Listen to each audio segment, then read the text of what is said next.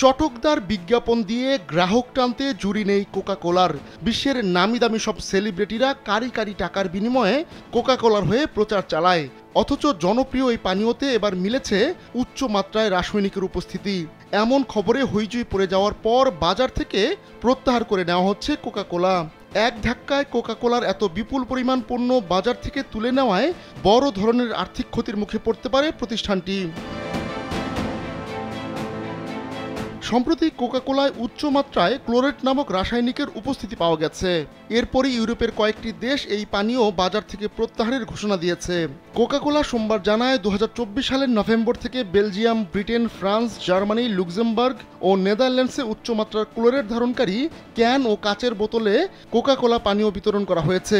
পরবর্তী 1 মাস নাগাদ 5টি পণ্য লাইন ব্রিটেনে পাঠানো হয় এবং সেগুলো ইতোমধ্যেই বিক্রি হয়ে গেছে। সাধারণত পানি শোধন এবং খাদ্য প্রক্রিয়াকরণে ব্যবহৃত ক্লোরিন ভিত্তিক জীবাণুনাশক থেকে উৎপন্ন হয় ক্লোরেট।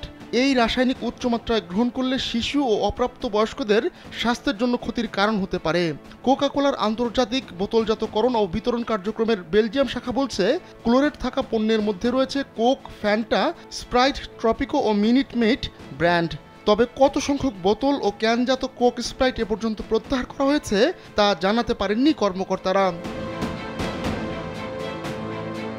এর আগে 2015 সালে ইউরোপীয় ইউনিয়নের অধিভুক্ত সংস্থা European food safety authority chlorate নিয়ে গবেষণা চালায়। তাতে দেখা যায় খাবার কিংবা পানীয় প্রস্তুতের ক্ষেত্রে নির্দিষ্ট মাত্রায় ক্লোরেট ব্যবহারের সমস্যা নেই। ক্লোরেট থাকা পণ্য বাজারজাত করা হলেও এখন পর্যন্ত কোনো গ্রাহকেরই অভিযোগ পায়নি কোকা কোলা। প্রতিষ্ঠানটির ফরাসি শাখা বলছে, তারা স্বাধীন বিশেষজ্ঞদের মাধ্যমে ক্লোরেটের মাত্রা পরীক্ষা করে দেখেছে, তবে যে মাত্রায় এর উপস্থিতি রয়েছে তা ঝুঁকিপূর্ণ নয়। আহমদুল্লাহ শিকদার, কালবেলা।